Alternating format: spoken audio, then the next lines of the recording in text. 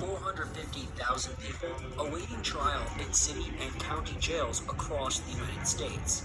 While arrested on suspicion of committing a crime, they are legally innocent, and studies estimate the majority of them are incarcerated simply because they cannot afford bail. What cash bail did was create a two-tier system of justice, one for the rich and one for everybody else. It's unconstitutional to jail people just because they don't have access to a sum of money. Many others have had to secure their release using bail bonds. The private industry does it better. Bail agents do it better. Collectively handing over an estimated $2 billion per year to private companies in exchange for their freedom. Bail is an important constitutional right, and without it, what are we saying? We're saying that the government just gets to decide who they get to lock up, period, end of story, and throw away the key. How did bail become so central to our criminal justice system? Why is it suddenly on the chopping block? I watched this whole video. They not once said what kind of bond it was, what type of bond they talking about. None of that. And are the Not bail once. solutions any better?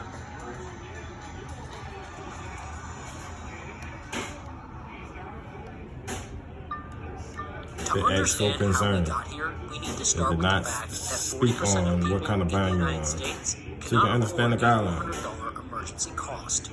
That cash bail, whether it's $500 or $100, It's not a bail, it's a bond. $5 million for most people coming in and out of the system. Bail has a disparate impact on people of color.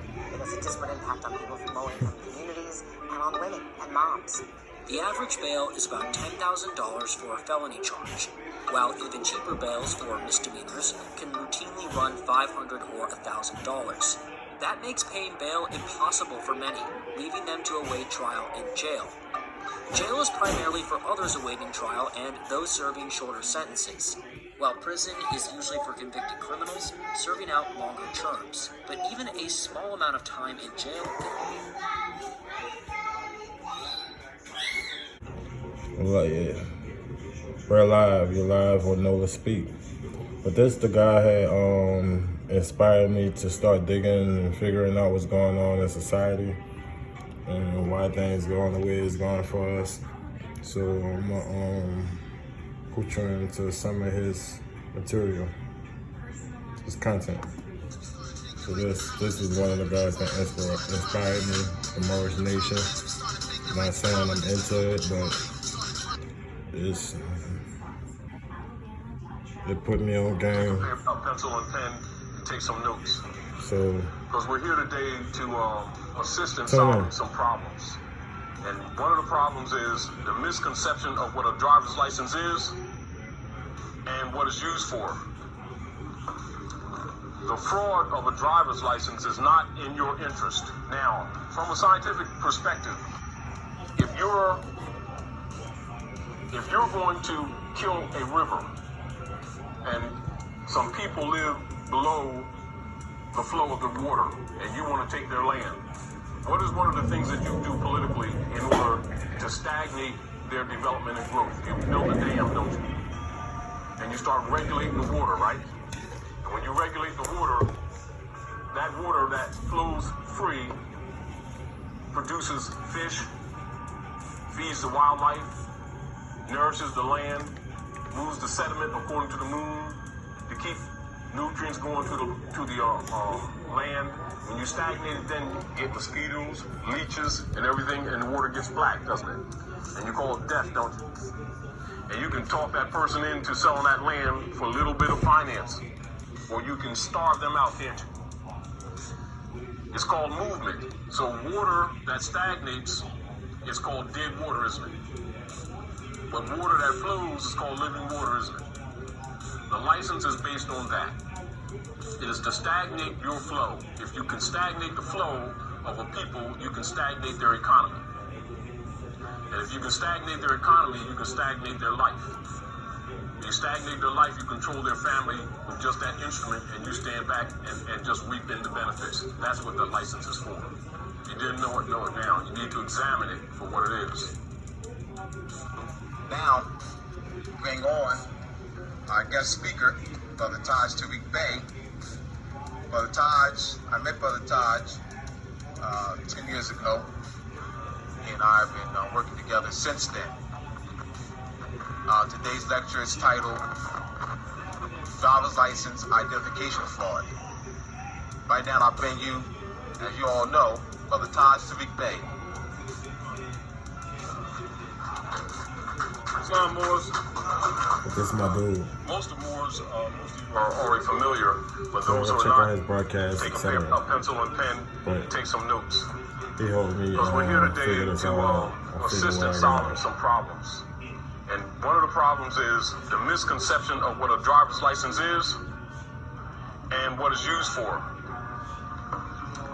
The fraud of a driver's license is not in your interest.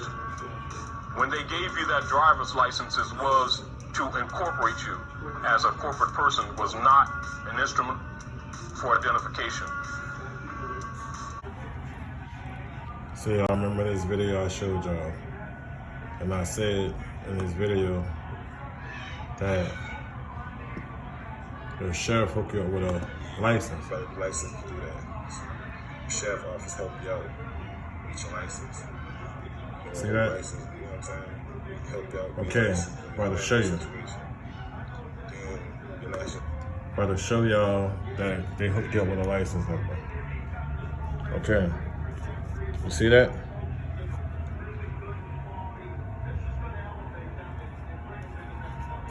You see that? Operating license number. They're the exact same number. It got a 0 in front of this sheet. Just got a 0 in front of it, but it's the exact same number.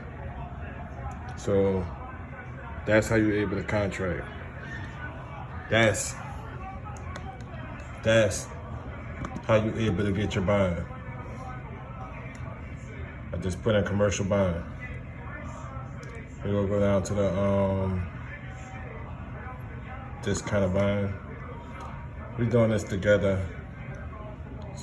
But this the type of bond I told you that they put you under.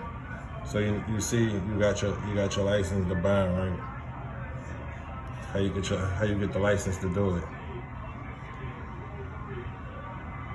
And that's how you operate in the court. Court bonds that are required.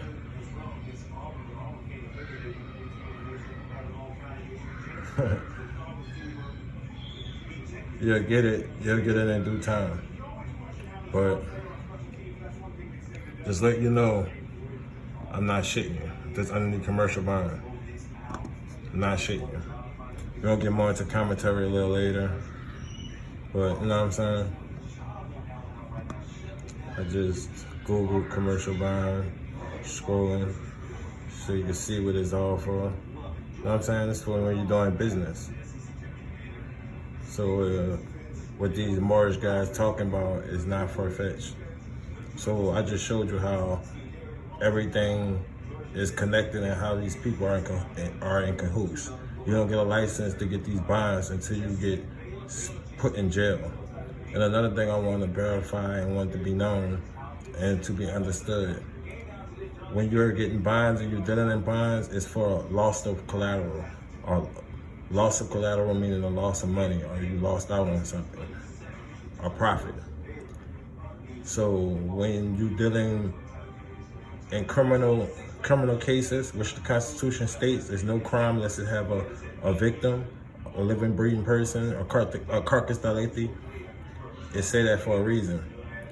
Because to the government, a person is a business. They do the same thing a business do. They generate money. So if you kill somebody, you can be underneath a bond because you cause collateral damage. And you could be underneath this fiduciary bond because you are incompetent on handling that fiduciary manner, meaning that money transaction, or you're incompetent of that you cause a financial problem or financial loss by killing the person. So you can be subject to this bond or bond period. But if a crime does not have a victim, or does not have a person to cry, or a person that lost out on any type of collateral, this is when the fraud happens. The fraud happens like that because for you to be out on a bond or even associate yourself with a bond, somebody has to lose out on collateral. They have to lose out on profit of some money sort. So that's why I'm dropping this material and it be known. If you on any criminal charge and a person is not present and there's no person but the state acting as a victim, it's fraud. This is how the government is stealing your money. And the bonds office is a fraud too. All these people working together, from your sheriff office to your courthouse to your bondsman office. I just showed you on real documents that got an operating license number. They are the same number. When they say operation license, they just added a 0, but from the 1 to the back is the same amount of numbers as the license number on my paperwork. On the paperwork. So that's coming to show you that when you dealing with these courts, you straight dealing in commerce, business, contract. You need to know that. Operator.